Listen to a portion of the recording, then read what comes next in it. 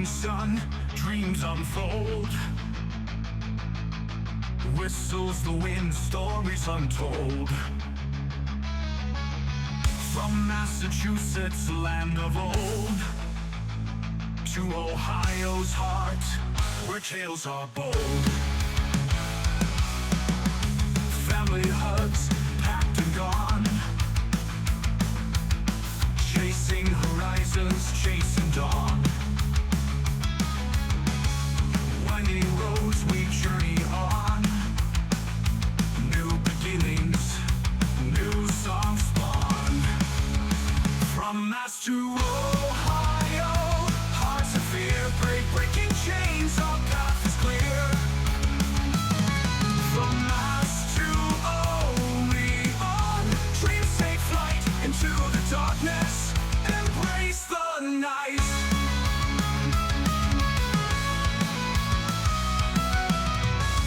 Peaceful scenes, sunsets glowed, birds chirp aloud, rivers flowed. Fields of wildflowers, destiny showed, but shadows loom as chaos grows. Steel and fire, tombs turn dark, mighty sounds ignite the spark. Brutal riffs like wolfpack bark, Ohio calls, leave your mark. From Mass to Ohio, hearts of fear break, breaking chains, our path is clear. From Mass to Oleon, dreams take flight into the darkness, embrace the night.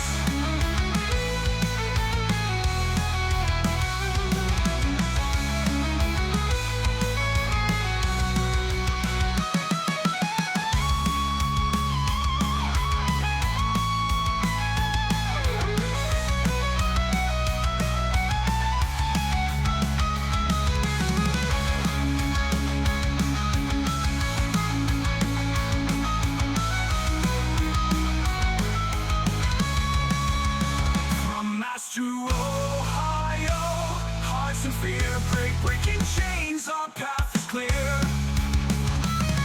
From Mass to Oleon, dreams take flight into the darkness, embrace the night.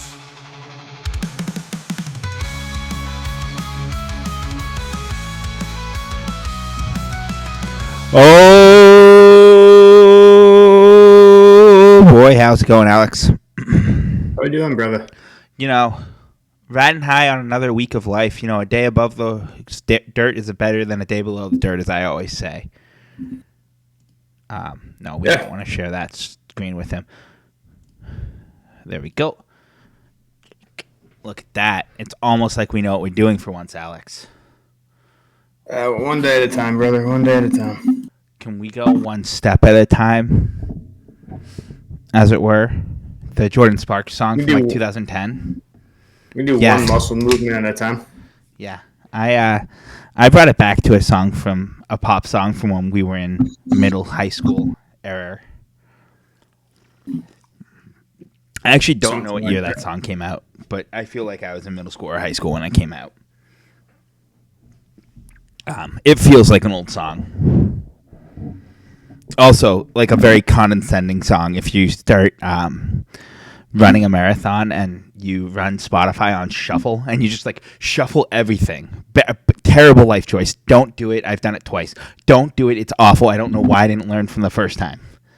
But let me tell you, when you're on like mile 16 of a marathon and that Jordan Sparks song comes on and it's like, just take one step at a time. Yo, I've been running for 16 miles and more hours than I'd like to admit. And you just keep like, take one step at a time. There's no need to rush. Yo, I'm rushing because I'm tired and my legs hurt, and I still have like 10 miles to go. I got heated when that song came on the second time I ran the marathon. Just like have all your like songs on shuffle. Yes, I run Spotify on general shuffle, and I let it do DJ mode. Because I love the chaos. I absolutely love the chaos. You're agent of chaos that thrives under it. That being said, I will also say, my mic's gonna give up on me, but I will also say, Alex, not so hot take or hot take. I'm not sure. Take it as you wish, but the Can, like the classical music song. In fact, fantastic song to run to. Does it set your tempo or? It's the tempo. It's the tempo. It's the just overall cadence of the music. Well, the cadence and tempo are the same thing, but just the overall everything about the Can is just awesome for running. Like I will prove you right now. Prove you wrong right now, or right. Prove me right.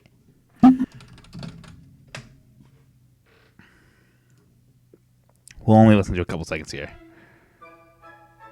Not this part.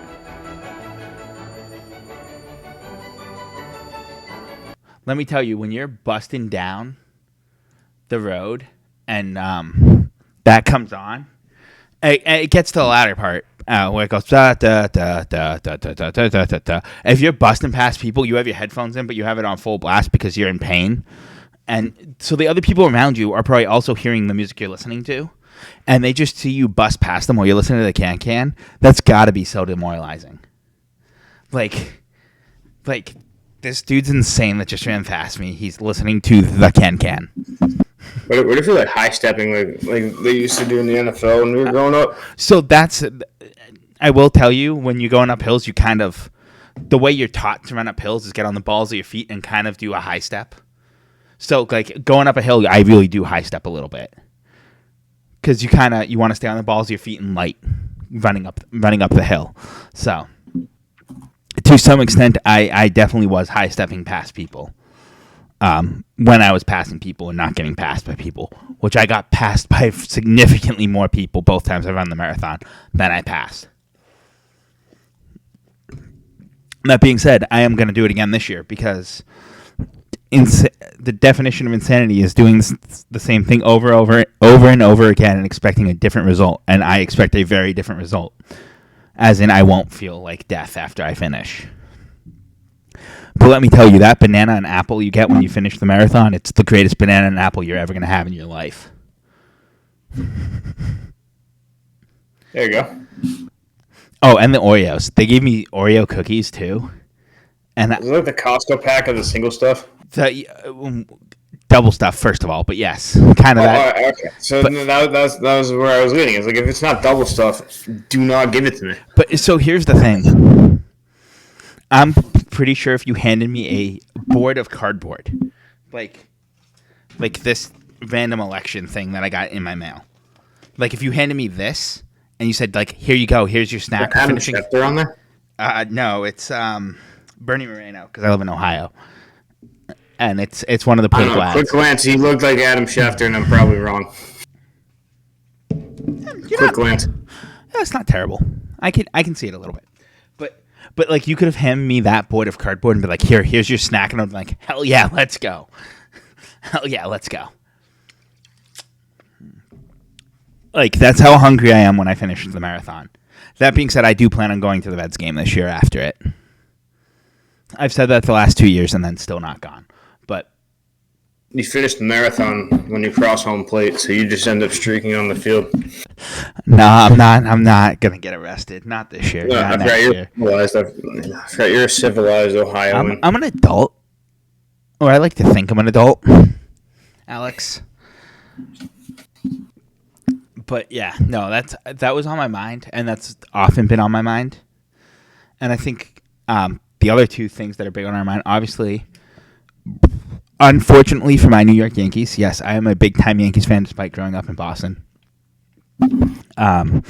They were not able to do the actual impossible and take a 3-0 series back. Only one 3-0 series ever in a 7-game series has ever gone to 7 with the team down 3-0 winning. That's the 2004 Championship Series Red Sox over the Yankees. And then the only other time that a 7-game series has done that, gone to 7 with a 3-0, it was the 2020 Rays, who did win, but they were the team up 3-0. So only I was hearing the 1970 Reds did the same thing, or something similar. It wasn't 3-0. Or they came back and did something. Because I was just reading an article about it yesterday before the game.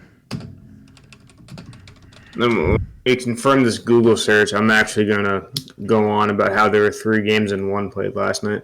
It did feel like 3 games around. Please elaborate, sir. So it felt like...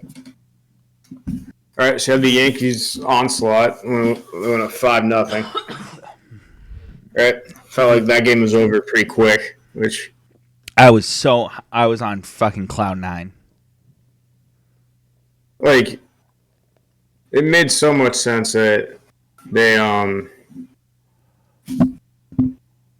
gotta think about it, where, like, like Judge homers, right? You're waiting for him to do that. Yeah. Chisholm homers. Dude, that 5th inning was like the weirdest top inning of baseball I've ever seen in my life. I agree. Like, I don't know if that's Yeah. I can't get over So Garrett Cole telling Rizzo to make that play. The 70 Reds wound up running the same path as the Yankees, where it wound up being a 5-game series. Okay, I thought it was... As confirmed by the interwebs. It's like, I knew it was over when the sequence of events of Judge missing that ball and then Cole basically telling Rizzo to make a play that every pitcher has made 1,000, probably 1,000,000 times since middle school baseball. So I'll say it. Like, obviously, I was watching the game, but I was also like playing Call of Duty, like as I do when I watch baseball, because it is background noise. The sport, unfortunately. But so I was playing Call of Duty, and the moment that when the Yankees were down, probably in the 8th, when they had that really good chance in the 8th, I was like, all right, they could walk it back. They can fix all of these mistakes that have happened, right? Like 3-4 errors. The catcher's interference, it was the right call. I admit that to the end of time. That was the right call. Austin Wells did interfere technically, although he still got contact on the ball, so it's kind of... I'd assume interference would make you not able to make the play, and he was able to make the play. That's where I don't understand why it's catcher's interference. I also haven't played a lot of baseball in a long time, so... I'll say the umpires were correct on that, and I will defer to the umpiring crew. But even then, it got down to it was only 1 run in the 9th, and I was like, well, they could, right? You have Volpe coming up, who had the most electric grand slam in postseason. Like, I think that's probably one of the most electric grand slams I've ever watched in my life. The Game 4 one. So, I didn't think it was over until the Yankees had 1 out left, and it was Alex Verdugo stepping up, and I was like, well, this was a fun season. There were points this year where I didn't think the Yankees were going to make the playoffs. So I'm amped that they made it all the way to the final game. Like, they proved me so wrong, and I was so happy that they proved me so wrong. Like, the whole way through. Everything that I was thinking was, well, they proved me so wrong, and I'm so happy they proved me so wrong. So that kind of gets into the next point, but I feel like the Yankees they're good when they spend money, and that's kind of what the Dodgers, that's the point the Dodgers pretty much proved this year, is spend the money, win the crown, Like, so this is the other reason that I don't think baseball is as popular with a lot of people, especially as popular as it used to be, mind you. And I think you hit the nail on the head with why it's not as popular. It's quite literally not as popular, in my opinion, because there is no salary cap. There's only a salary floor, to my knowledge, and then there's a luxury tax if you go over like an arbitrary number. But no, but there's, I think, 2 or 3 thresholds to the luxury tax, and I think, but it's not like the NFL, the NHL, the NBA, even the MLS, they all have a hard cap, and MLS specifically has a kind of two hard caps. They have an international cap and they have a domestic cap. So, like, how much you can pay domestic U.S., Mexico, Canada players, and how much you can pay international players, basically players from any other country in the world.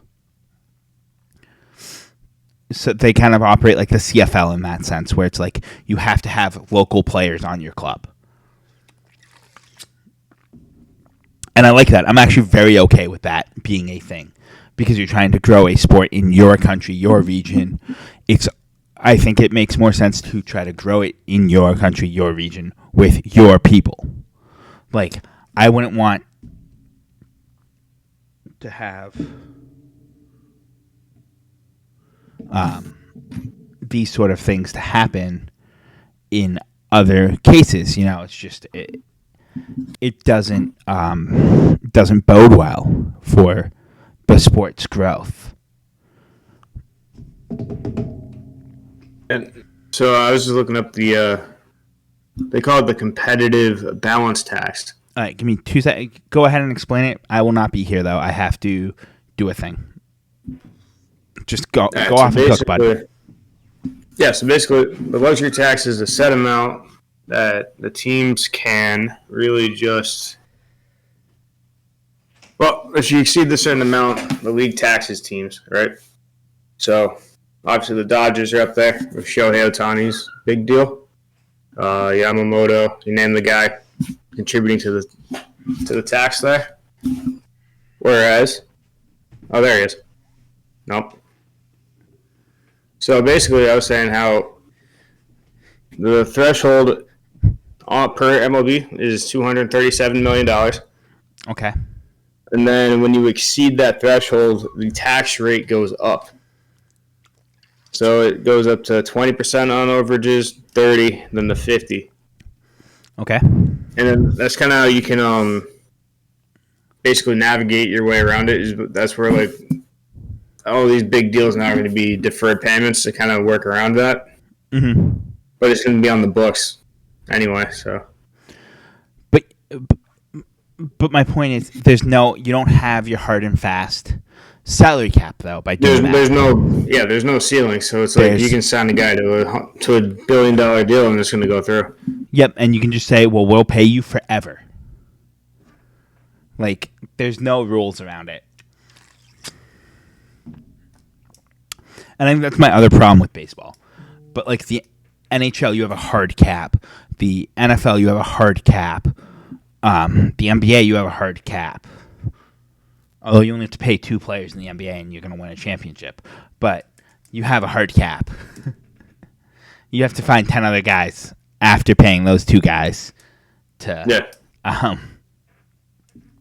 have a team. So that's kind of where my thoughts herein lie on that. All right. So that kind of goes into your off-stream tangent about panic points. Yeah, in pro sports. So something I said to you while we were doing our mic test, because a lot of our points we cover are an idea we come up with while we're doing our mic tests. So you'll notice they seem very half-baked. And kind of my thought process is, what is the panic point? And obviously it's going to be different sports within a season. When do you panic and say, well, crap, we got to do something now? And how often do those panic points come up after your trade deadlines, where you're kind of SOL, as it were? Yeah. Obviously, every sport also has a different metric for how you make the playoffs, besides just straight up win-loss.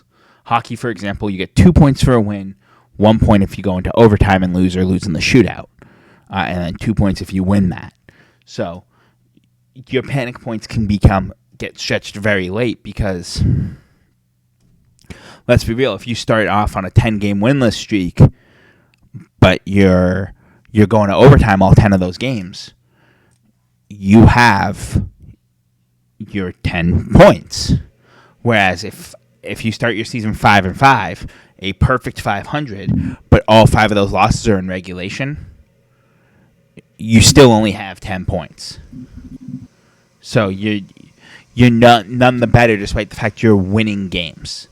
So you have to adjust for the quote-unquote panic point where you're thinking, all right, we got to make an adjustment yesterday to actually make the playoffs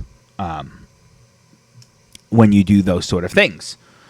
So I think that's the thing. That's why I always tell people, like, working around hockey currently, hey, like, don't worry if we start off really slow, because as long as we're taking some games to overtime, points are important. Getting points in the standing are the most important thing. Yeah, obviously winning is nice, but if we're taking those games to overtime, I don't care if we're losing 2 seconds into overtime.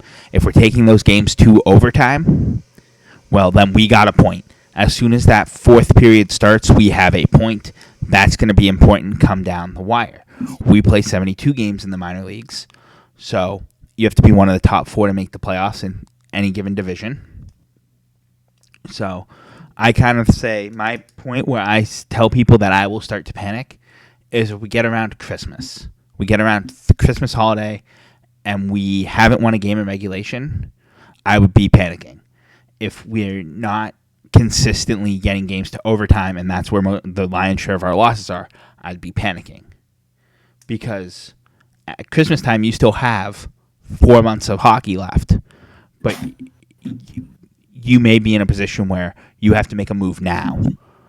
And I think the NHL is very similar. You look at the Christmas break, and that's where you kind of start seeing who's going to be selling at the trade deadline, who's going to be buying at the trade deadline, to try to avoid these quote-unquote panic points. I don't watch the NBA, but I can only imagine, because I know the NBA is per conference top 8, right? Make the playoffs? So it's technically, but they do a play-in, so the bottom 4. Oh, so they've added a play-in now?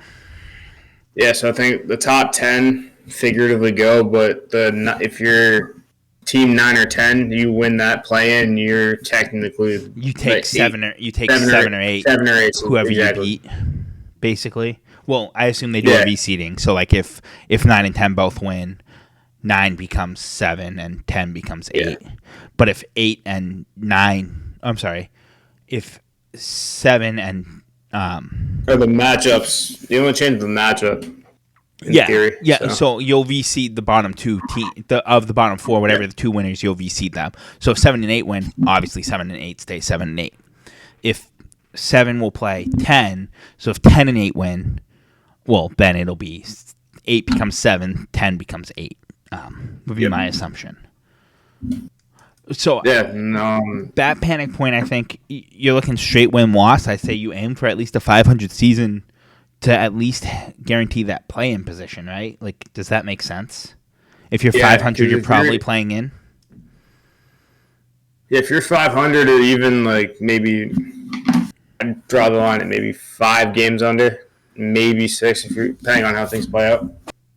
Because in the NBA, there's some teams that aren't going to be anywhere close, so you can kind of narrow it down to kind of those. All right. Well, so I was assuming for it being a true flat competitive curve. Yeah, but like the bottom third, or the bottom 4 of the seed, like 7 to 10, it's all going to be within 3 games from top to bottom, usually. Okay, fair. But again, I think my point remains. So you're looking at that 500 mark. I'd say you're starting to panic in NBA or basketball in general. If you're not, if you get same thing, you get to that Christmas break, you get past the Christmas Day games, and if you're not 500 right now, and you're more than 4 or 5 games below 500, you're probably hitting your panic point right there, right? Like realistically, because all right, now you're really on the outside looking in to make the playoffs more than likely. That was the point I was looking for. Where do we get to that we have to say this is our panic point? This is where we say, oh shit, we got to fix something yesterday, because that's kind of what your panic point is, right? We have to fix something, and we're running out of time to fix it. I think like it just varies on. Cause like in the NBA, you don't have a whole lot of mid-season player movement. Like nothing major.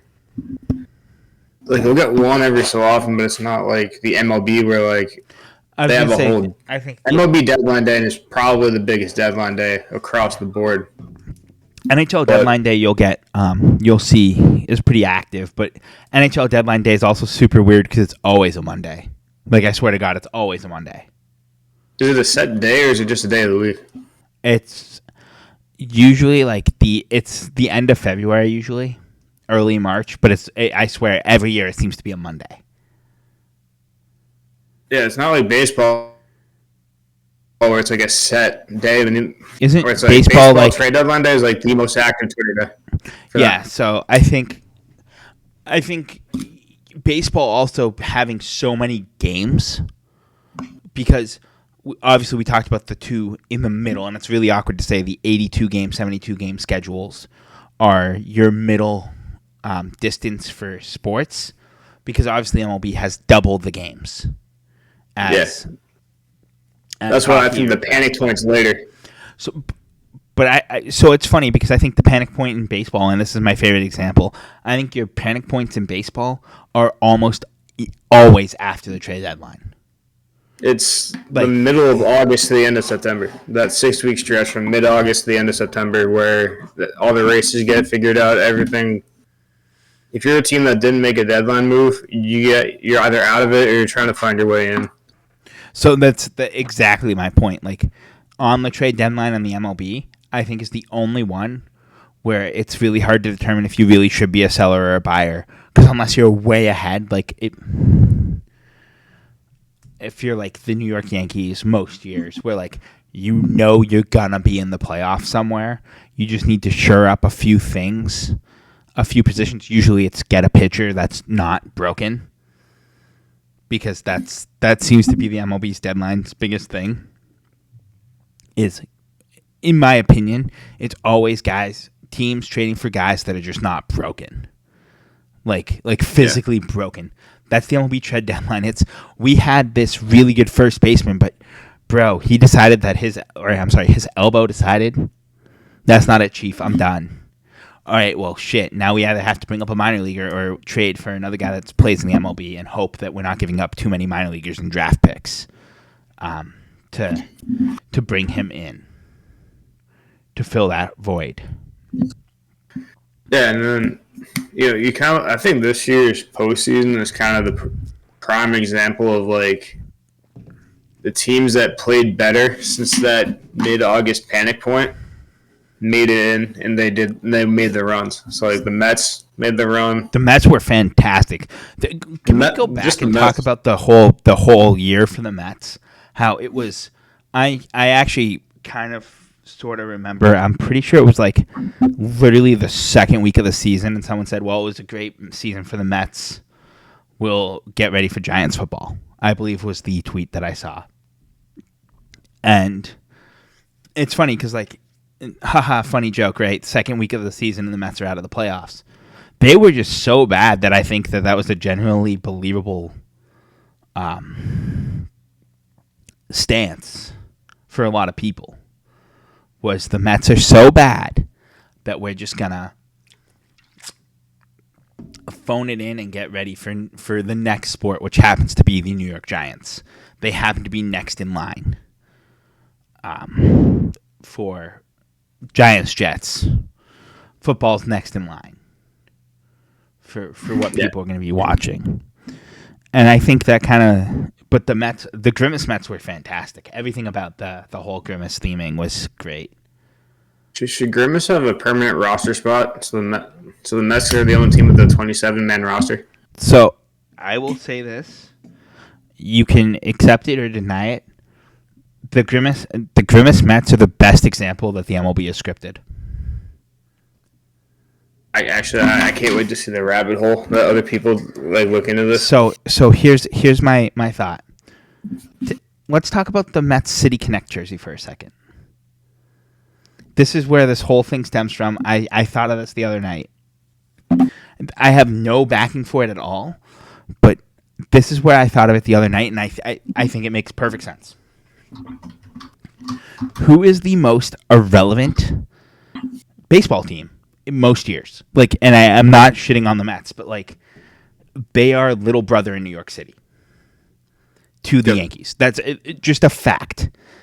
They're just little brother. I respect the Mets. I want them to be good because when the Yankees beat them, it feels that much better. Because you want to beat the best.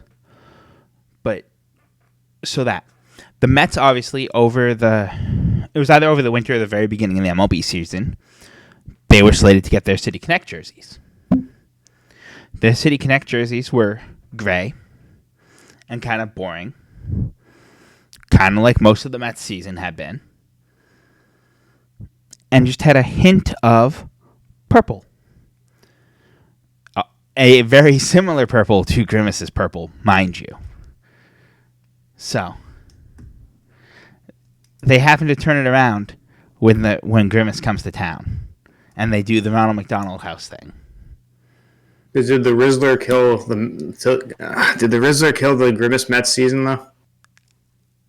I don't know. But let me continue down this rabbit hole, Alex, for you to just make you think about it a little bit and then just discount it all and be like, nah, you're just crazy. The little glimpse of the McDonald's mascots, who is one of the more forgotten mascots? Grimace. Because the bird lady is the most forgotten of the McDonald's mascots. But your marquee players of the McDonald's mascots are Ronald McDonald and the Hamburglar. And Grimace is just kind of there. And then the bird lady thing is also still just kind of there. But Grimace is also little brother. Grimace gained a lot of popularity with the Grimace Shake the prior summer. That the whole viral trend there that went on with the Grimace Shakes 1 or 2 summers ago. So that's why I think, and the Mets all of a sudden became very relevant this year after having a pretty abysmal year to that point. And that is my take on why someone might actually be able to argue the MLB season is scripted. I thought just giving Ohtani a ring over Judge was kind of the cap to that, but you know. Well, so I think having the Dodgers win and like getting the World Series to be won by the Dodgers, obviously you can't script like the course of play. It's impossibly hard because of the sport of baseball. And for the record, I do not believe the MLB is scripted. Like that. Let me make that abundantly clear. I don't believe the MLB is scripted. I don't believe any sport is scripted. But if you wanted to argue that a sport is scripted, the fact that the year the Mets released their City Connect that has a hint of purple, that hint of purple is the similar color to Grimace, and they get good after having Grimace throw an abysmal first pitch at one of their games, you can't tell me that that's not like something that someone could run with and a conspiracy theorist would be like, yep, see, I told you this is why the MLB is scripted. And I'd look at them and be like, yeah, no, that's not a terrible argument. And I hate that it's not a terrible argument. So, that is my conspiracy theory for you, sir. I think this one's going to go up on our very inactive socials. All right. But no, like, again, I firmly don't believe the MLB is scripted. No, you know what? Now that I kind of been thinking about it, like I can't disagree with the logic flow here. I thought I literally was laying in bed last night. I was like, what are we going to talk about on the podcast? Because we haven't done a planning doc in 3 weeks. We've made them. We just don't look at them. Like I said, we haven't done a planning doc in 3+ weeks. And so I was like, the Grimace Mets. We have to talk about the Grimace Mets now that the baseball season is just completely done. And the logic flow is just there, and I think it's funny that you can look at all these things that are completely unrelated, and you could be like, but they're related. But like, I think of that. I don't watch Always Sunny in Philadelphia, but you should. I've been told I should, and I actually will get to it at some point. I just have a lot to do. But You're an adult. allegedly.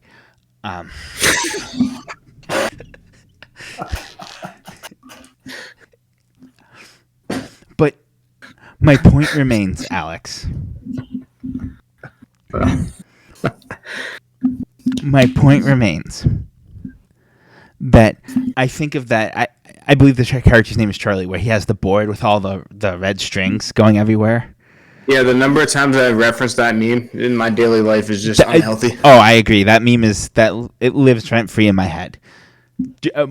Just like apparently the Grimace Mets were living rent free in my head last night, and they've been out of the playoffs for like 2 weeks. They still are. They have real estate in your head because you're a Yankees fan. Well, yeah, I think your most local rival always lives rent free in your head for any sport. I will. So is that Wheeling for hockey?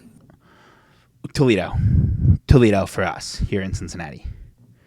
Especially now that Wheeling's in the North Division, so they play like Worcester, Reading, Adirondack, Maine, Norfolk.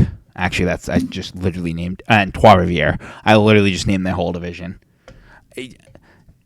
What we'll do in a couple weeks, Alex, I like this one. I want you to pick 10 years that the Stanley Cup has been given. Don't tell me in advance the 10 years you pick. I can almost guarantee you I will go 10 for 10 on if you just name a random year post 1967.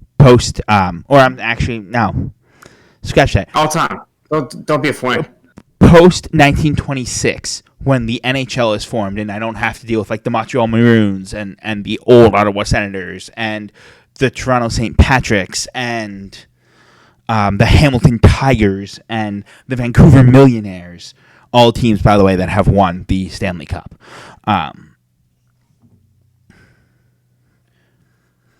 But get me just NHL teams when it's finally challenged by just the NHL as like the yearly trophy and not just basically you challenge it whenever the frig you want. And I can probably go 10 for 10. And you'll hear me like logic it out and you'll probably be messed up. Like I said, if you go post 1960, my hit rate gets even higher. So please do pick 10 years, and we'll see how I do. I will also be studying. We'll do it next week. I'll study the Stanley Cup on Sunday, and if you're typing in the doc, I am no longer viewing the doc. So no, I'm not viewing the doc at all. Goodness, I'm gonna find a very obscure year. Like I said, go post 1926. I have a better chance. 1989. 89 is the Calgary Flames. How about the year of my birth? So are you a 96 or 97 or a 98 baby? I'm a 97. 97 Detroit Red Wings.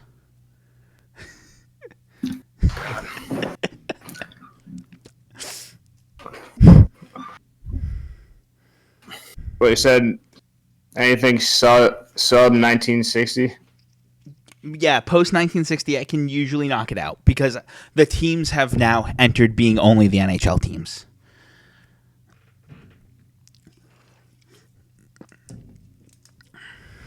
So those years I can knock it out like it's nothing. And by like it's nothing, I mean I can use my brains and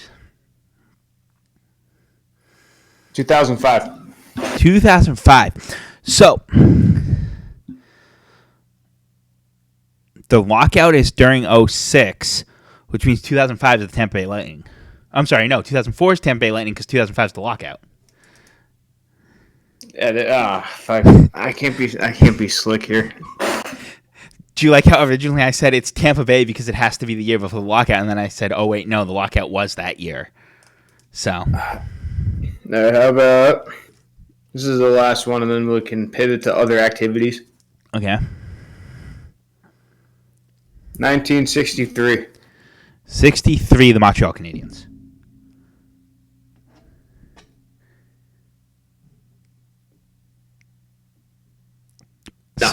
So it's Toronto.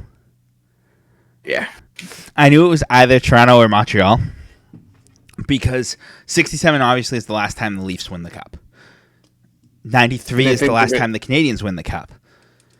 And a Canadian team as a whole. So that's why once you go past 93, I know that it's not an American Canadian team that won. So I automatically can eliminate 7 teams off the rip. There you go. And it's just knowing the 97 poll you were probably more impressed with. Yeah, because the Red Wings have been the bottom of the barrel for so long. But they were really good in the 90s and early 2000s, just like the Avalanche. It followed a pattern. 96. The Avalanche. Oh, my God. The Avalanche won in 96. The Red Wings won in 97. 98 Who's in that tonight? was the Devils. I can't figure who the hell is in that tonight. I wish I had hit the Leafs because then I would have gone just on a roll like nothing, and you would have been really confused. I'm trying to figure out who's in goal for the Bruins tonight because it's not pretty in Carolina. Oh, Swayman's in that tonight? Oof. 4-1 end of the first. I mean, so actually, you know what? We'll have my take on goaltenders. I think no matter how good of a goalie you are, if your defense in front of you absolutely is abysmal, and it's just absolutely abysmal, you could have prime Marty Brodeur, prime Dominic Hasek, prime Jacques Plante, prime Lundqvist, prime Fleury, prime Corpuscello, prime Tugaraz, Tim Thomas, Roberto Luongo, Demko when he's infinitely not going to get hurt. Who's the Red Wings goalie? He was good. Curtis Joseph, not the Red Wings. What? I thought his name was Howard or something. Well, yeah, there was him too. Literally, one of my intro screens is him.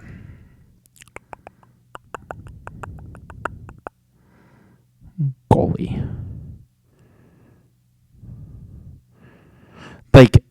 But it doesn't matter. Just Jimmy Howard sound familiar? Jimmy Howard was a goalie, but he's not the one I'm thinking of. I'm thinking of an earlier 2000s.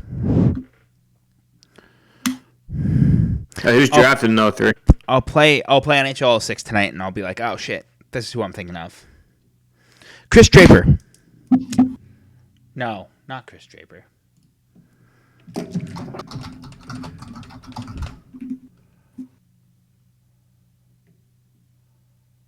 Yeah, because Draper's a forward. I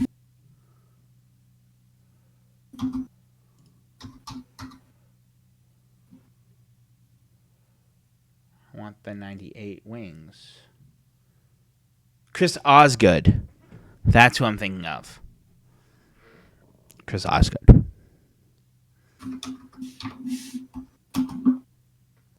Like I said, I was thinking of an early 2000s, although he played till 2011, so like early 2000s, like.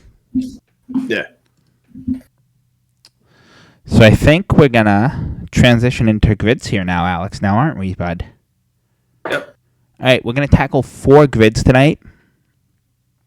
The grids we have randomly selected and made sure we hadn't completed prior, or if we had completed prior, this particular save hadn't completed prior. We're going to do grid 1, which is this one, 232, 469, and 501. So, Alex, I will give you the floor for the first spot that we want to tackle. Give me the top left. The Rangers Blue Jays. Frank Catalanato. Oh, man. Let me tell you, he has one of the best names in all of sports. He sounds like he side hustles waste management consulting. I was just going to say that. So, what do I want to grab? Because I was also thinking of grabbing that exact spot with that exact player. So I'm glad we're on the same brainwave. So we actually might crush these. Because I loved Frank Catalanato So I'm thinking of Red Sox. I'm thinking Hall of Famer or All Star. Wakefield had to have been an All Star, right? Yeah. He had to be one once. If he wasn't, I'd be genuinely surprised. If he wasn't, I will be very happy to take this X. If he's not, he's also we were talking about all our all-time favorite baseball players, and even though I'm a Yankees fan, Tim Wakefield is my favorite player of all time. I loved his knuckleball. Also, can we talk about the fact that it has a 0.9%? Like, give Wakefield more. I know I've said this a lot, but that man watched me get my high school diploma. I know you did, and I'm super jealous of that every time you say it. All right, let's see. Let me go. Let's see. If you give me the coordinates, that'll help too. Trying to think out loud. I'm gonna go Reds All-Star. Okay. I mean, you have like 3 or 4 solid options without thinking. I don't know. It's the suspense I'm trying to build here. Give me Brandon Phillips.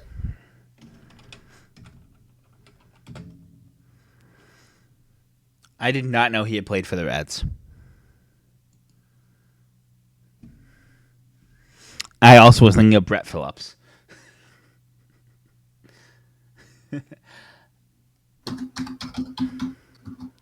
You know, I think I'm going to cop out here, Alex. I'm not going to fill the All-Star category. I'm going to fill the Hall of Fame. All right, I'll give you that one. And I'm going to go Ivan Rodriguez. I know it's going to be a high pick, but love it. Also, can we talk about the fact that actually every player we have picked is pictured in their actual, this column, or their row's team hat so far? Which is We're pretty smart. Cool. By the way, you're still averaging better than me because I'm averaging 20. We'll round up. I'm averaging 21%. Or I'm averaging 10.5%, and you're averaging 3% on your guesses. Shoot. All right, Rangers All-Star. Rangers All-Star. Give me Nelson Cruz. NELSON? Yep. Look at that. He's the top result. Also, only 1%. That kind of surprises me. All right. So Rangers All-Stars, right? There's some very obvious ones, but like I couldn't imagine like who the top ones would be. I feel like there's just so many. Nolan Ryan probably is one of the top ones. Same with Hall of Fame. He's probably one of the top ones. Yeah, but like, because like when I can't think of someone that played for the Astros, Rangers, or Angels, I just automatically go Nolan Ryan. So, also Ivan Rodriguez is probably pretty high on that All-Star list as well. I'm assuming Ian Kinsler would be too. Boston Red Sox and Toronto Blue Jays. There's a couple options that I can think of that are decent. I think we have to go with one of our friends' favorite players, Jackie Bradley Jr.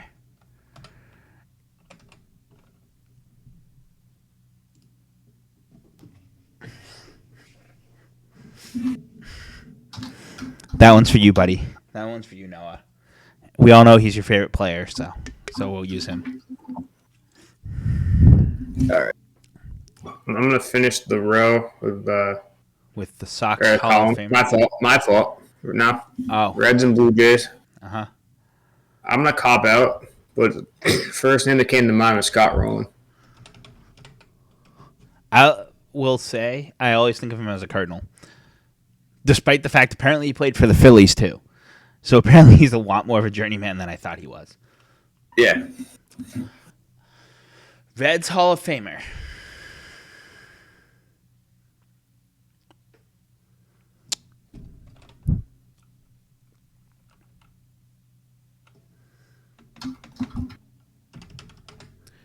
Mr. Johnny Bench. I know it's a really high percentage, but I didn't want to go with like Joe Nuxle or because I'm pretty sure Joe Nuxle's in the Hall of Fame, or Barry Larkin, Ken Griffey Jr., Ken Griffey, and I couldn't think of a guy that only had like a short stop at the Reds that's in the Hall of Fame. The Red Sox Hall of Famer, Jimmy Fox. FOXX, right? Yep. 82. I'll take an 82 all day. All right, what's the next was one? a 232? He was a 2%er. So this is the same set we did goods from last time. Like it's the same cookies and everything. So Fire. 232. I have not looked at these grids before we're going into them. So except for grid one. Grid one I was able to look at because I pulled it up pre-stream, but we obviously hadn't done anything. All right, I'm on first choice here. And I'm just trying to think because this is all teams-based one. So this is actually sometimes harder, in my opinion. I'm trying to think. What's his name? He played for the Mets. Switch hitter, plays literally every position. Oh, Escobar. Eduardo Escobar. Right? Yeah. I didn't. How do you spell Escobar? Yo. ESC. There it is, right there. He's the second guy. He's kind of my default choice when I need someone that played for multiple teams. I was like, oh, he probably played there. I'm going to go Phillies, Tigers. Okay. Phillies, Tigers. The other side. You go with Gregory Soto, who's currently on the Phillies. Good poll. All right.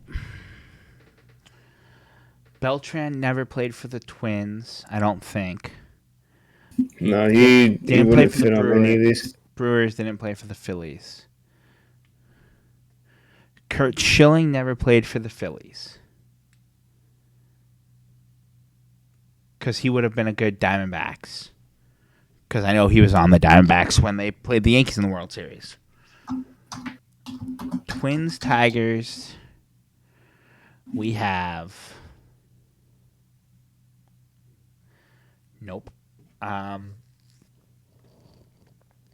Brew Crew and Tigers.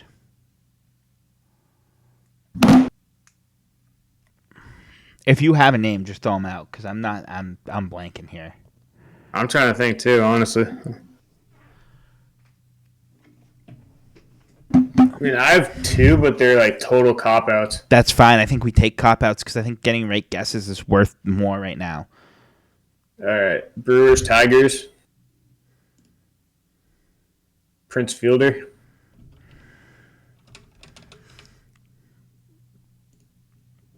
Yeah, super cop out, apparently. I can finish the Brewers column. Go for it. Knock it out. Zach Greinke. He's a K, Zach. Look at that. Yeah. Zach Greinke, way less of a cop out than. Also, apparently, he would have been a good Brewers Diamondbacks as well, because apparently he played for the Diamondbacks. He did.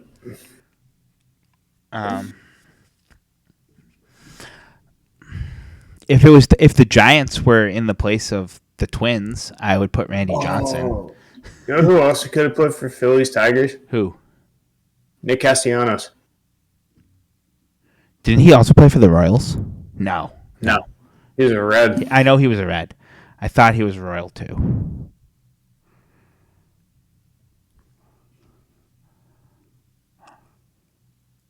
Let's think of people that have played for the Twins that I can think of that played for the Twins.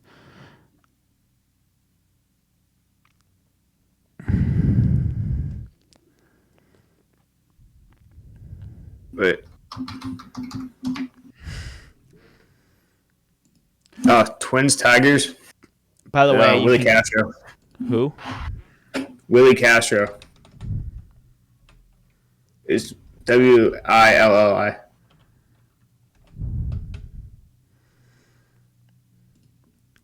Good call.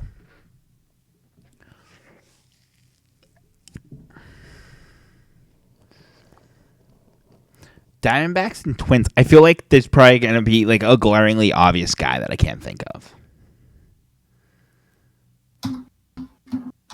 I feel like there's a lot. I feel like we're missing a lot of those, but Phillies Diamondbacks should be really easy, but like I want to say Kurt Schilling, but he didn't play for the Phillies ever. wait. No, I swear that he did. Did Kurt Schilling play for the Philadelphia Phillies? He did, yeah. Before he went to Arizona. It's a cop out, but it's at this point. I don't think it is because apparently it is. I didn't know he played for the Phillies. I only knew that he was a Red Sox and Diamondback, and I was trying to think of guys that were on those similar teams, and I was like, oh, Kurt Schilling played all over the place. It's like Randy Johnson didn't play for the Twins. He played for the Giants. He's one of my favorite Giants. The guys that played for the Giants. He's a Yankee to me. Slash a Diamondback. All right, Kansas City and the Twins and Kansas City and the Phillies. We have to try to at least get one of them. Kansas City Phillies. Mm-hmm. We're going to throw Matt Stairs there. When in doubt, Matt Stairs comes out, right? Quite literally, yeah. He's. What's your method for this? He played almost everywhere.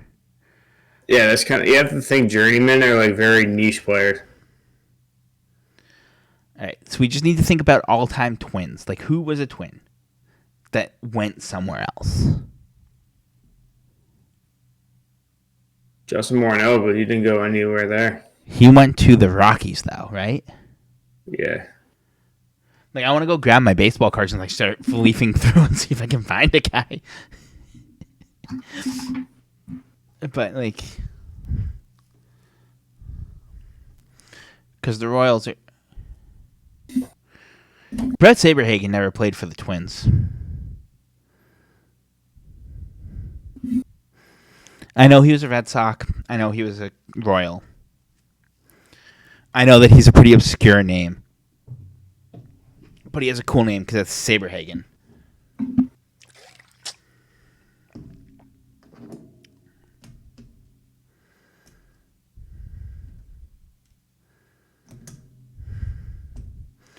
I'm trying to think of just names I can think of.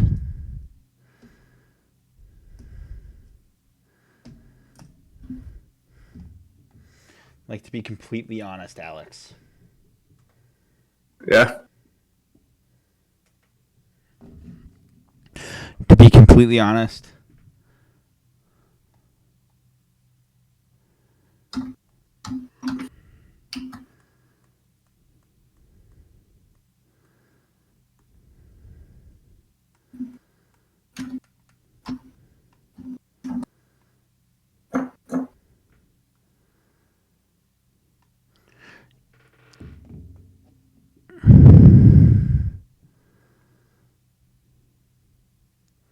Correa didn't play for either of those teams. Who? Carlos Correa. No. Joe Nathan was a Giant.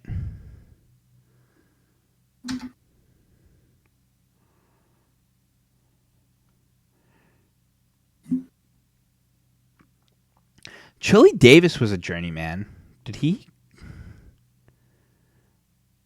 He's one that I know that went all over the place, so.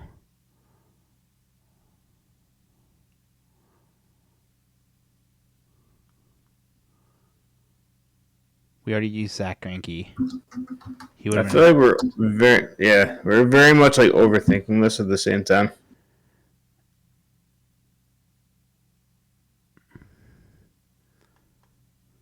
We're definitely overthinking this, Alex. Wait. Are you cooking something here, bud? I was going to say, did Royce Lewis play for the Royals? I don't think so. No. I was literally I have my Xbox on. I was looking at the Legends and MLB The Show to try to think of names and see like if they had overlap. And that's where I saw Brett Saberhagen, and I was like, he was a Royal. And then I was like, oh, I knew he was a Royal. That's not what's in question here.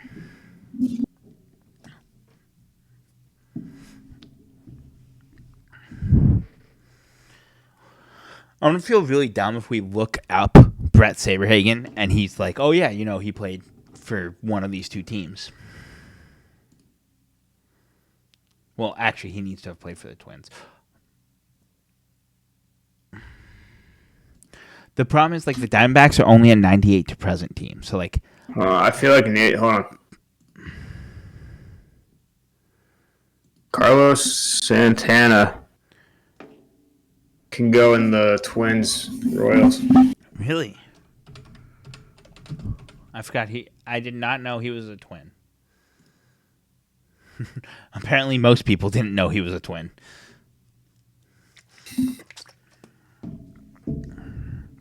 All right. That took me a minute to figure that out. So this is going to be one of the hardest ones because obviously Diamondbacks have only existed since 98.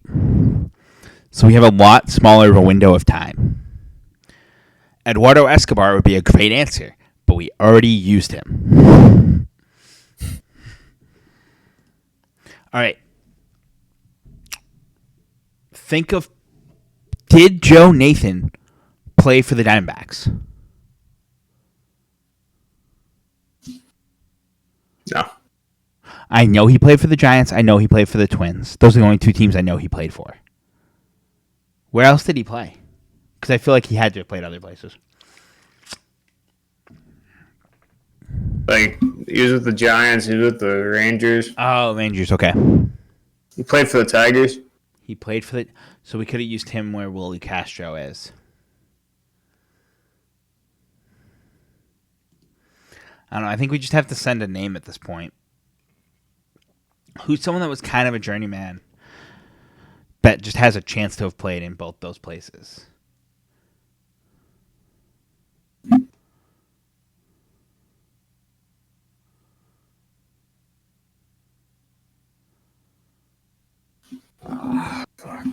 Ketel Marte's only played for the Yeah, he's only Diamondbacks. been I'm just trying to think of names.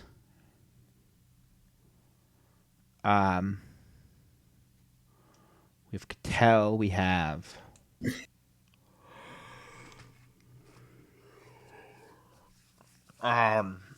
Shit, man. What else do we got?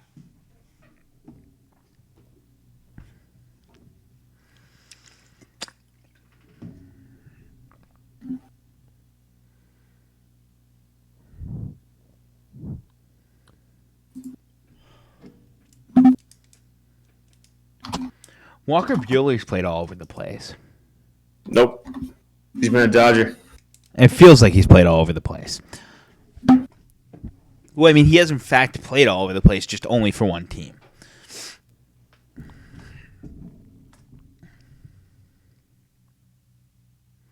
We could have put Escobar in that square, too. Yeah, I know we could have. I kind of copped out and put him in the other square because This is such a very unheard of name that I just somehow remembered for no reason. Who is it? Jason Kubel. Jason what? Kubel. KU? KU.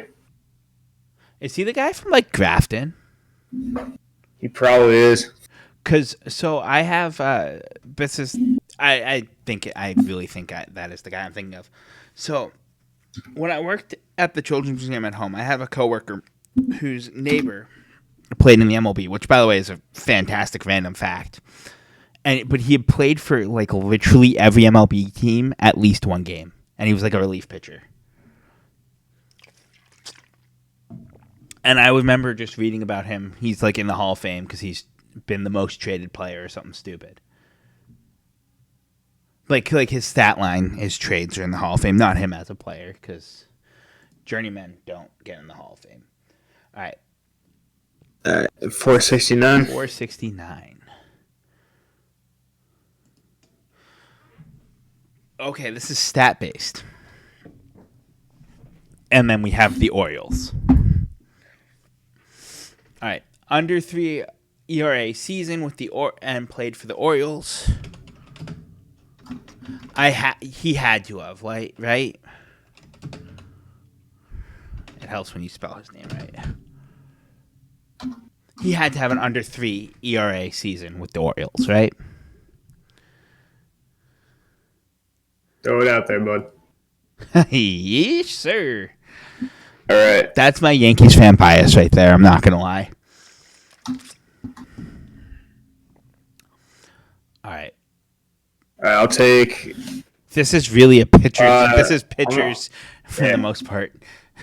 Give me 3 ERA, 10 win. Uh-huh. Clayton Kershaw. I forgot the A in Clayton. Remember your vowels, bud. I didn't buy the vowels yet. Astros 10-win season pitching. You may not have heard of this guy. Pretty obscure baseball player. Is he a bum? Super bum. His name's Nolan Ryan. He never amounted to any. Also, can we talk about the fact that less people put Nolan Ryan for a 10-plus win season as an Astro than put Mike Mussina with an under 3 ERA season as an Oriole? We only have 2 slots where we can put hitters, so I want to try to put hitters in those 2 slots. All right, give me the middle. Middle. All right. Yordan Alvarez. Can you spell Yordan? It's Jordan, but with a Y. No, so it's... There you go. Okay, that's a solid move. Well, I guess WAR. I guess the WAR one also could be a hitter, right? Under 3 ERA and a 6+ WAR. Randy Johnson.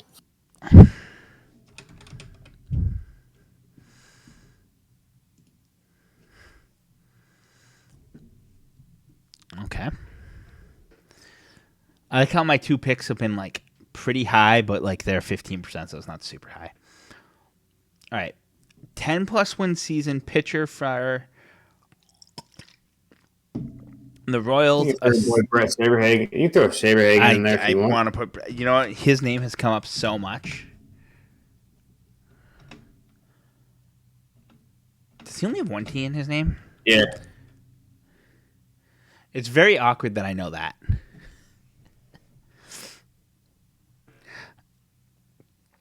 I would never have been able to spell his last name, so thank you, ImmaculateGrid.com, for giving me that.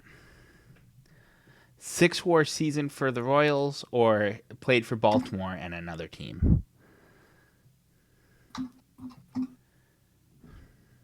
What are we thinking?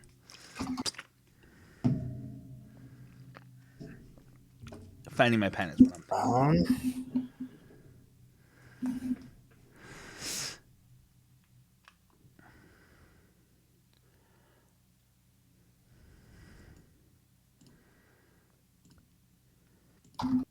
By the way, if it helps, you can use the 1902 to 1953 St. Louis Browns.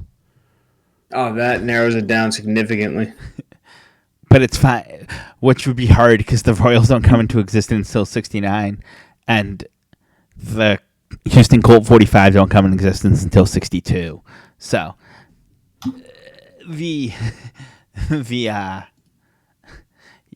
all the guys have to have played for the Baltimore Orioles or had long careers, and they were at the end of them when they were on the other teams.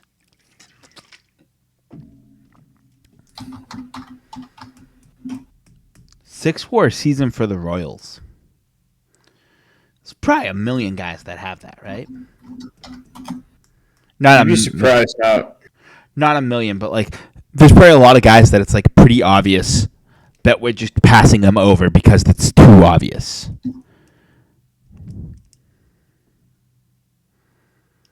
Again, that's my conjecture, and I could be completely wrong, and that's fine. Can you give me Miguel Tejada for the Royals and the Orioles, please? I did not know. I did not know that he had played for the Royals. I knew he was an Oriole. I knew he was an A. I did not know. What's the percentage on that? 8.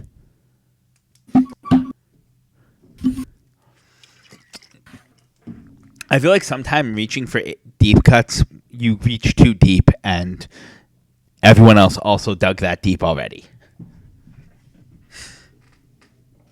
Astros, Orioles. Who is the guy that I'm thinking of? He played baseball for both the Astros and the Orioles.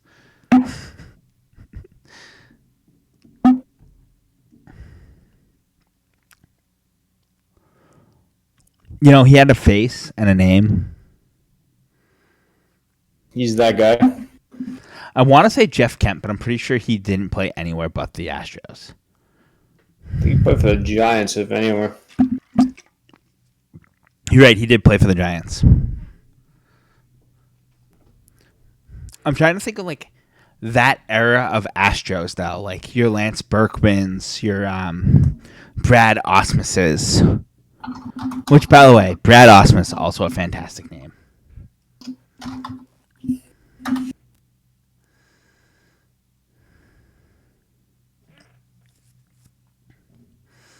Oh. Such a niche name, but LJ Hose.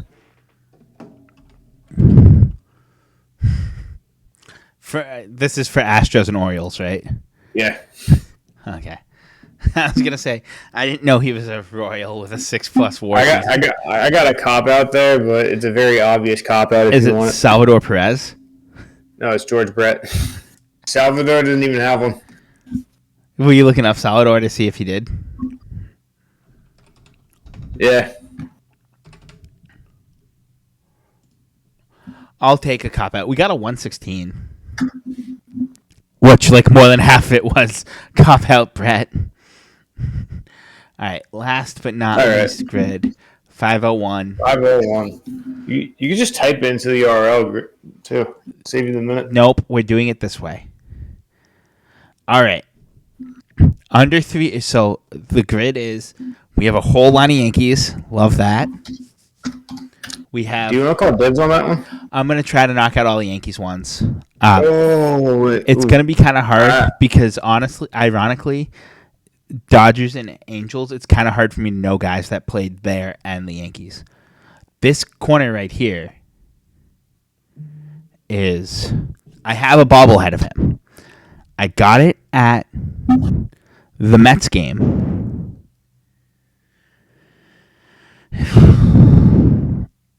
It's a Star Wars themed bobblehead.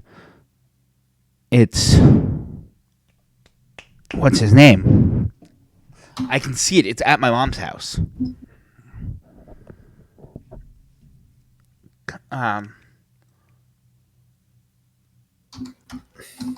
Crap! I had it and I lost it. Oh, I know. Oh, I got two. But if you want the New York one, I can lay off. Throw me the New York name because I might be thinking of the guy. I just can't think of his name. Is it Carlos Beltran? No, that was one, but I was trying to go with the other one that I had the bobblehead of. Anyway, we'll come back to that. It was. Can you give me Hideo Nomo for the Dodgers less than 3. Dodgers less than 3. Nomo. How do I spell Nemo? Nomo. Hideo Nomo. Hideo Nomo. Yep. Cool. No, so it's it was Obi-Wan something was the joke. Cannoli.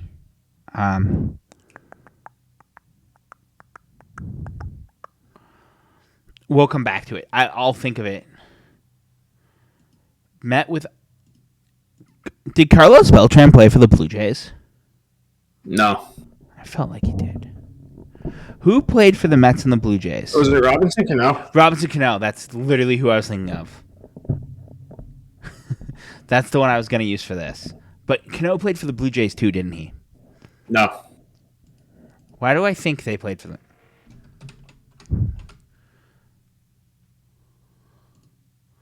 That's who I was thinking of though, was Robinson Cano. Because we got a Robinson Cano bobblehead when I went to my only Mets game at Citi Field. I'll take the Mets less than 3 ERA. Uh-huh. Matt Harvey. I thought you were going to say our joke of Worcester Red Sox legend Jacob deGrom. No, we're shooting for under 5% on all these. Well, Cano was 6, so we already lost on that one. But no, my guess is not yours. Oh, sorry. I'm in the business of me right now. Sorry, bud. All right, Angels and Yankees. Who played for the Yankees? Well, a lot of guys did, and a lot of guys played for the Dodgers too.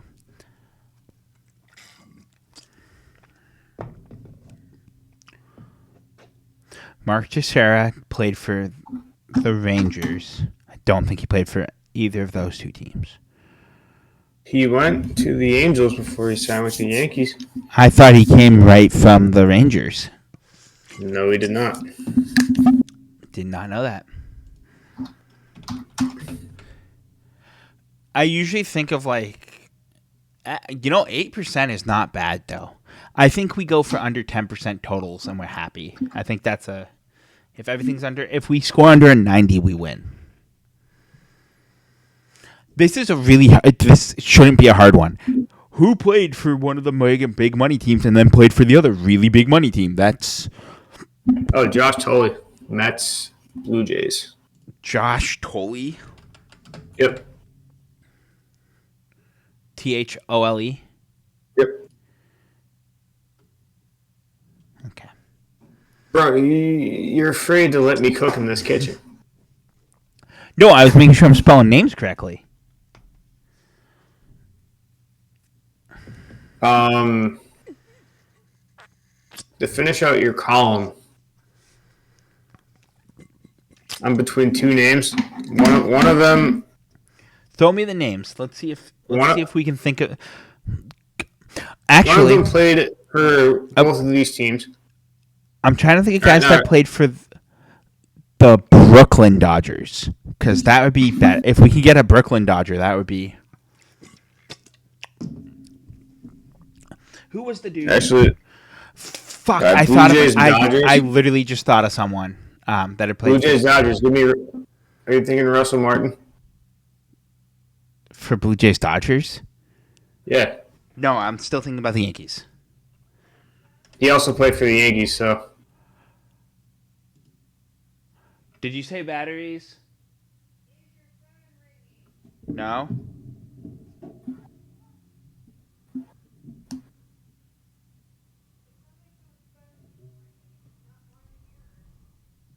Oh, sorry. All right. No. Hold on. Let me read the back of the 42 cover. Was it Pee Wee Reese? Pee Wee Reese only played for the Dodgers. I'm sorry. No, that guy didn't. That guy played for. Hold on. I'll tell you who I'm thinking of, but I know I'm wrong. Yes, I have to look up Jackie Robinson to find him. The Jackie Robinson Wikipedia page lives rent-free in my head, and I'm okay with it.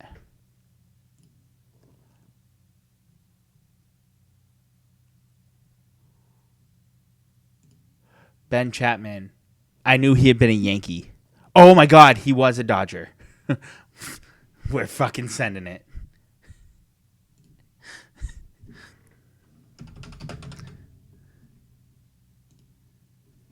There you go.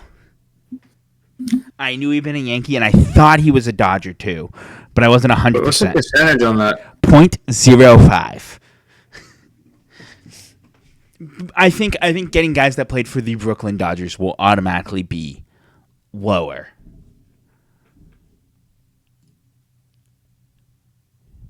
My goal is to find someone that played for the New York Highlanders, 1903 to 1912, and then played for the Brooklyn Super Boss. So we'll find someone on Baseball Reference so that we can just have him like preloaded, ready to go. All right. Blue Jays Angels, which is way less fun. All right. Actually, give me Angels less than 3. Mm-hmm. Unless you want to break the streaker on of less than 10. You can cook on these last 2 because you know what, I grabbed Ben Chapman. All right, Jared Weaver. Jared Weaver. Yep. Jared.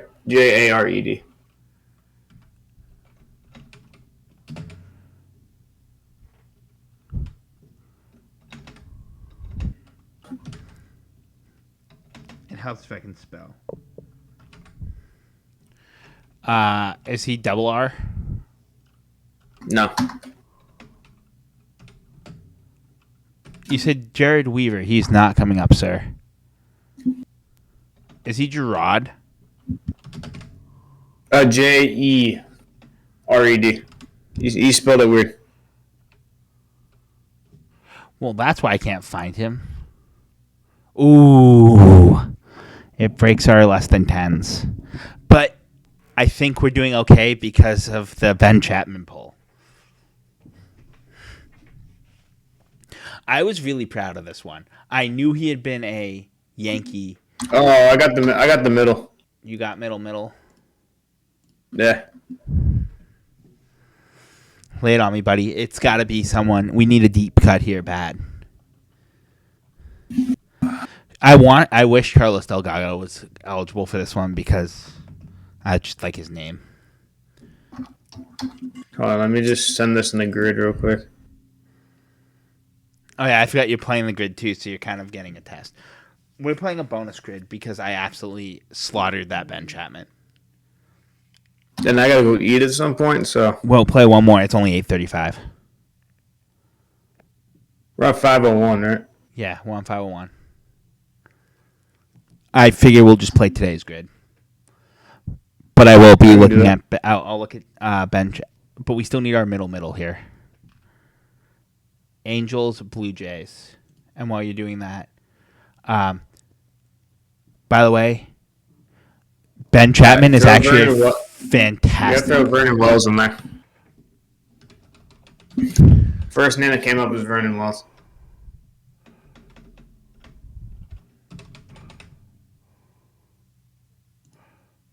$52. We nailed it. All right, we'll do today's. So Ben Chapman, by the way, Alex, I think is going to be one of our just go-to names because he has the Yankees, the Senators, who are the Twins, the Red Sox, Cleveland, the other Senators, the White Sox, the Dodgers, and the Phillies. What? I believe he hits. I believe he hits both of them.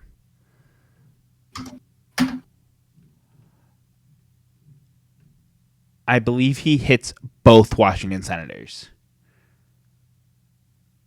The 41 ones become those become the Twins. No, he only plays for the ones that become the Twins. So he has the Yankees, Twins, Red Sox, Guardians, White Sox, Twins, Dodgers, Phillies. That's actually kind of lit. But he is not useful at all for this grid, so forget about Ben Chapman. He's useless. I got 2 for you right off the rip. Okay. Lay him on me. Center field for the Royals. Uh-huh. Jonathan Damon. You see, I actually was going to try to use him somewhere else, but I don't think... Yeah, actually, percentage. I was going to use him here. Yeah, but for percentage points, we'll put him there.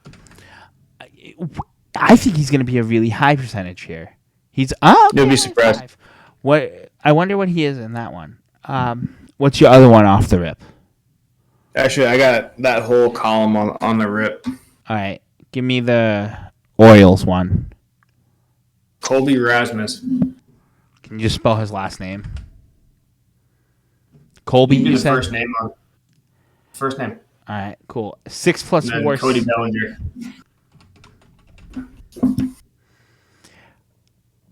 Which Cody Bellinger? Oh, I'm sorry. There's only one. Yeah, the top two. Sorry, I read Cody and Clay. All right. So I'm going to take a huge cop out because we got such low percentages. Just going to grab Miguel Tejada for middle. Because that's just we take hits, right? Like at the end of the day, you take your hits. All right. Singles are still So I'll go below that. Okay. Give me Matt Chapman.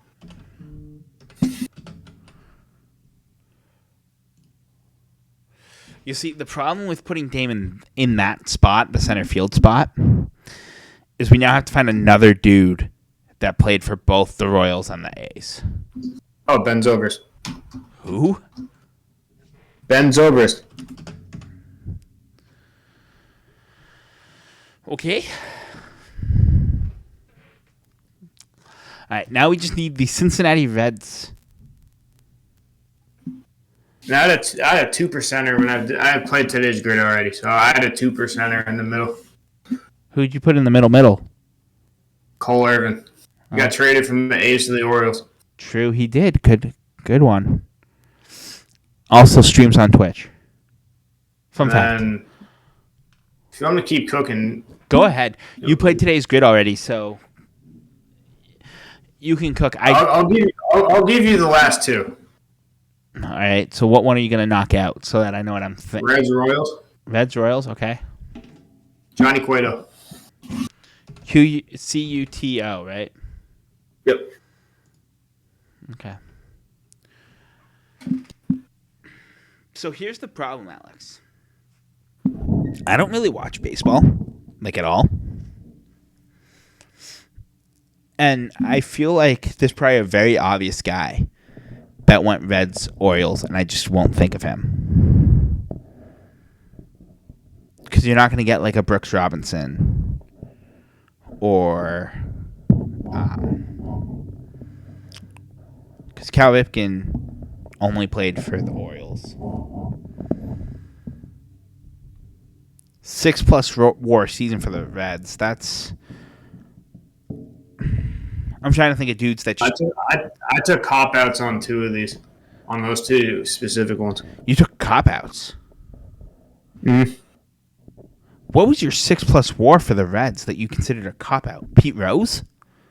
Joey Votto. Oh, okay. I really was thinking Pete Rose, though. I feel like he had to have a 6+ WAR in a single season. The man was electric. Year 10. Also, rest in peace, Pete Rose. So, he was a 15%. What was Votto? 20. Okay, so we made the right But choice. I feel like Johnny Bench was a higher I was between those three, and I was like, well, we already used Johnny Bench today.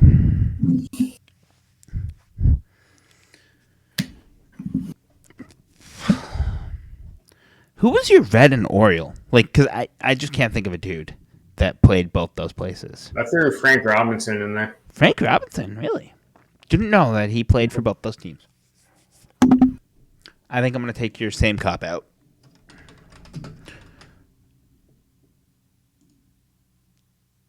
I mean, he was a 37. It's not terrible.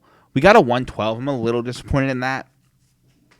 It's really that Miguel Tejada, though, that knocked us over because we went over 100. But No, we could put Eric Davis in there. for this one. Yeah. But no, I really think Benjamin Chapman's going to be kind of my... Yeah, I'm looking at the Reds WAR. Uh-huh.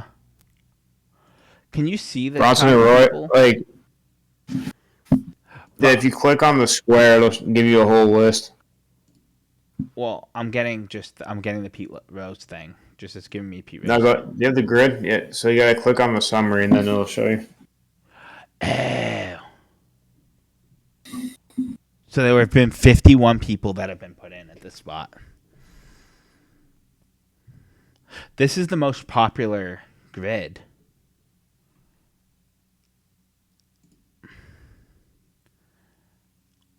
Johnny Bench would have worked. Cueto would have worked. You forget that WAR includes pitchers sometimes. I don't forget that it includes pitchers. I honestly assumed it was pitchers. I do. Buck Walters, that's a good one. Or Bucky Walters, that's a good one. I got to see who the 208 players are.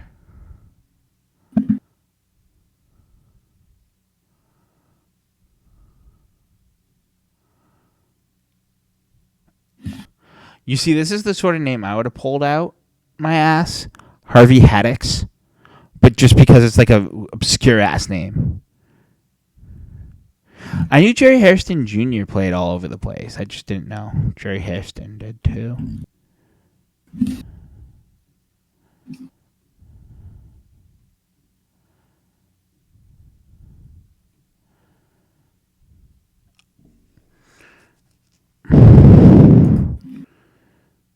This is good. I wish I had thought about looking at like pitchers. The 139 people that have played friggin' center field for the Royals.